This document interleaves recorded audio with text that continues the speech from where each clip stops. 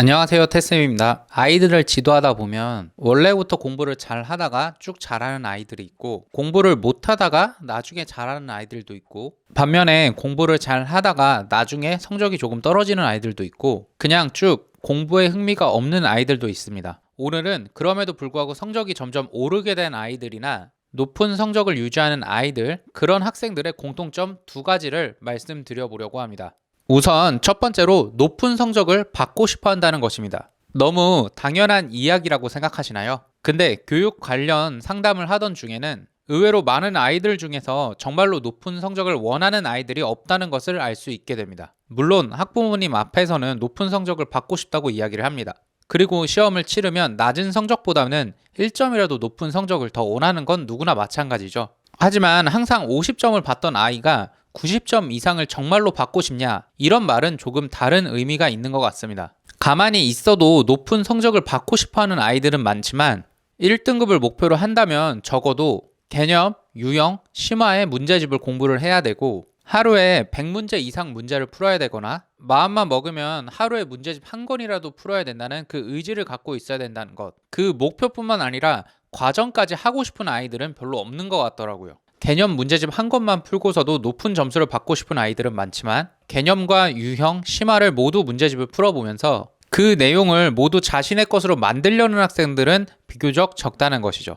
그러면 누구나 다 그런 것 아니냐, 더 효율적인 공부를 하고 싶어 하는 것 아니냐고 말씀하실 수 있는데, 정말로 높은 성적을 받았거나 그 성적을 유지하는 학생들 중에서는 예를 들어 제가 1등급을 받기 위해서는 최근 5년치 기출문제를 3번은 회독해야 된다고 말을 했을 때 정말로 그런 숙제를 해오는 학생들이 있습니다. 모든 숙제를 다 정답으로 맞춰온다는 게 아니라 어떤 목표를 이루기 위해서 해야 되는 과정을 알려줬을 때 비록 반타작을 하더라도 문제를 한 번이라도 풀어보는 학생들이 있다는 것이죠.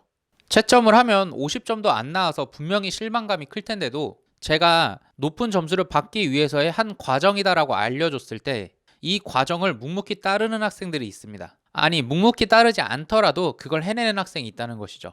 고득점이라는 그 결과뿐만이 아니라 그 힘든 과정까지도 결심을 한 아이들이라는 것입니다. 정말 고득점을 원한다면 그 결과뿐만 아니라 그 결과를 위해서 하는 그 과정도 따라야 된다는 것이죠. 그 힘든 과정을 겪으려는 마음가짐을 잡고 그 목표를 위해서 행동하는 학생들이 바로 고득점을 얻을 수 있더라고요. 두 번째로는 본인이 노력하면 언제든지 결과를 바꿀 수 있다는 믿음이 있는 학생이었습니다. 진심으로 믿는다기보다는 그냥 당연하게 생각하는 학생들이라는 거죠. 상위권 학생들이라고 해서 처음부터 모든 것을 찰떡같이 알아듣는 것은 절대로 아닙니다. 분명히 머리가 좋고 어느 정도 심화를 하는 학생들일지라도 심화적인 부분을 배우거나 아니면 몇 수 앞선 선행을 배운다면 상당히 어려움을 느끼기도 합니다. 근데 이를 잘 해결하는 학생들은 그 어려움조차도 충분히 공부를 하거나 연습을 반복하다 보면은 반드시 본인의 것으로 만들 수 있다는 것을 알고 있는 학생들이었습니다. 본인도 본인이 어려워하는 것을 알고 이해를 못한다는 것을 알고 있어요.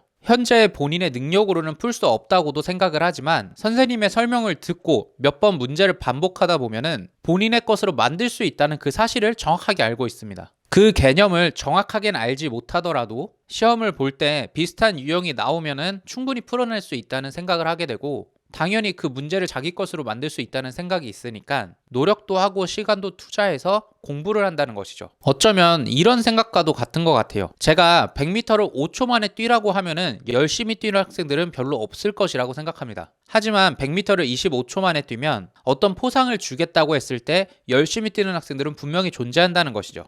그런데 이게 꼭 공부뿐만에 적용되는 것은 아니라고 생각합니다. 실제로 수학은 거의 수포자 수준인데 중학교 때 공부가 아닌 다른 과목에 열중하는 학생들이 있었거든요. 그게 피아노와 같은 음악 분야일 수도 있고 축구나 복싱 같은 체육 분야일 수도 있습니다. 마치 피아노 연주라고 해야 될까요? 당연히 처음 보는 악보를 능숙하게 연주할 수는 없다고 생각하죠. 하지만 그런 학생들의 특징 중 하나가 충분한 연습을 한 후에는 어느 정도 능숙하게 연주할 수 있다는 것을 암묵적으로 본인 스스로 알고 있는 것 같아요. 지금 당장은 수학 개념 자체도 잘 모르지만 분명히 남들만큼 열심히 하고, 아니 남들보다 더 열심히 하고 반복적으로 숙지를 하다 보면은 전국 1등은 할 수 없다는 생각은 하지만 전국 4%, 즉 1등급 정도는 충분히 나올 수 있다고 생각을 하더라고요. 즉 문제 상황이 왔을 때 그 문제를 인식하고 어떻게든 시간을 투자하면 문제가 해결된다는 해결 의지가 명확하다는 것을 느낄 수 있었습니다.